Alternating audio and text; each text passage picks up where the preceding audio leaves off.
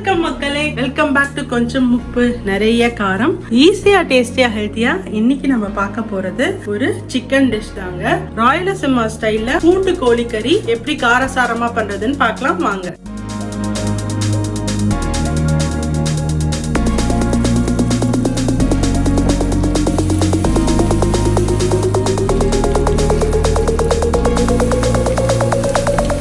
Chicken 1/2 kilo நல்லா wash பண்ணி எடுத்து வச்சிருக்கேன். முழு பூண்டு 2 எடுத்து வச்சிருக்கேன். 5 சின்ன வெங்காயம், 10 to 12 வரமிளகா. காரம் வந்து உங்களுக்கு ஏத்த மாதிரி நீங்க ஜாஸ்தியோ கம்மியோ பண்ணிக்கலாம். இது ஆந்திரா சைட் டிஷ்ங்கிறதுனால கேட்கவே வேணாம். ஸ்பைஸ் வந்து கொஞ்சம் தூக்கலா தான் இருக்கும். வெங்காயம், பூண்டு, வரமிளகா மூணுமே முடிஞ்ச அளவுக்கு கொஞ்சோண்டு தண்ணி போட்டு ஃபைனா பேஸ்ட் மாதிரி அரைச்சிக்கலாம். அடுத்ததா ஒரு கரம் மசாலா ரெடி பண்ண போறோம். அதுக்கு என்னென்ன தேவைன்னு பார்த்தோம்னா, ஒரு 6-7 பல் கிராம்பு, அதே மாதிரி ஏலக்காயும் ஈக்குவல் குவான்டிட்டி எடுத்து வச்சிருக்கேன். கல்பாசி ஒரு சின்ன துண்டு, ஒரு 4-5 பட்டை எடுத்து வச்சிருக்கேன். இதை வந்து நம்ம ட்ரை ரோஸ்ட் பண்ணிட்டு ஃபைனா கிரைண்ட் பண்ணிக்கலாம். நல்லா பவுடரா கிரைண்ட் பண்ணிக்கலாம். இப்போ வந்து சிக்கனை மேரினேட் பண்ணிடலாம்.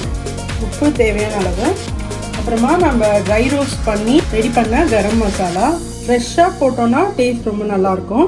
அடுத்ததா வந்து பட்டர் ஆட் பண்ணிக்கிறேன். இது நான் முதலே சொன்ன மாதிரி ஒரு காரசாரமான டிஷ்ஷுங்கனால பட்டர் ஆட் பண்ணிக்கிறது டேஸ்ட்டை என்ஹான்ஸ் பண்ணும், காரத்தையும் கட்டுப்படுத்தும். ஃபைனலா வந்து நம்ம அரைச்சி வச்ச சின்ன வெங்காயம், பூண்டு, மிளகா பேஸ்ட்.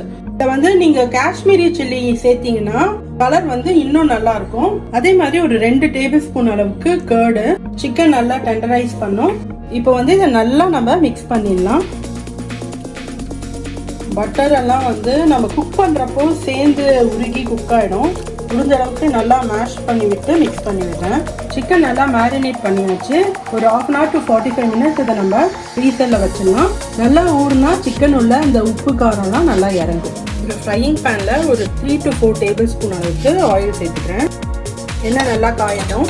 ஒரே ஒரு பெரிய வெங்காயம் நீளமாக ஸ்லைஸ் பண்ணி வச்சுருக்கேன். கொஞ்சோண்டு கருவேப்பிலை, ஃபைனலாக கார்னிஷ் பண்ணுறதுக்கு கொஞ்சோண்டு கொத்தமல்லி. எண்ணெய் நல்லா காஞ்ச உடனே முதல்ல வெங்காயம் ஆட் பண்ணிக்கிறேன். இதோடைய பாதி கருவேப்பிலை ஆட் பண்ணிக்கிறேன். மிச்சது வந்து கடைசியாக இறக்குறப்ப போட்டுக்கலாம். வெங்காயம் கொஞ்சம் கலர் மாற வரைக்கும் நல்லா ஃப்ரை பண்ணிக்கலாம். வெங்காயம் வந்து லைட்டாக கலர் மாறி வர ஆரம்பிச்சுட்டு இன்னும் கொஞ்சம் ப்ரௌன் ஆகணும். வெங்காயம் நல்லா ப்ரௌன் ஆக ஆரம்பிச்சுட்டு இந்த ஸ்டேஜில் நம்ம மேரினேட் பண்ணி வச்ச சிக்கனை இதில் சேர்த்துக்கலாம். சிக்கன் சேர்த்துட்டு ஹை ஃப்ளேமில் வச்சு ஒரு 2 minutes வதக்கி விட்டுடலாம்.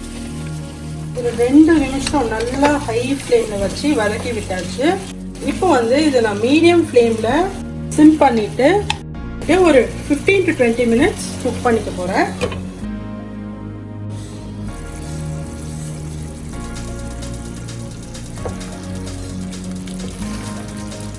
ஒரு 15 minutes தான் மீடியம் ஃப்ளேமில் வச்சு குக் ஆகிட்டு நல்லா எண்ணெய் விட்டு இன்னும் ஒரு 10 minutes இன்னும் கொஞ்சம் நல்லா குக் ஆகி எண்ணெய் நல்லா பிரிஞ்சு மேலே வரும்.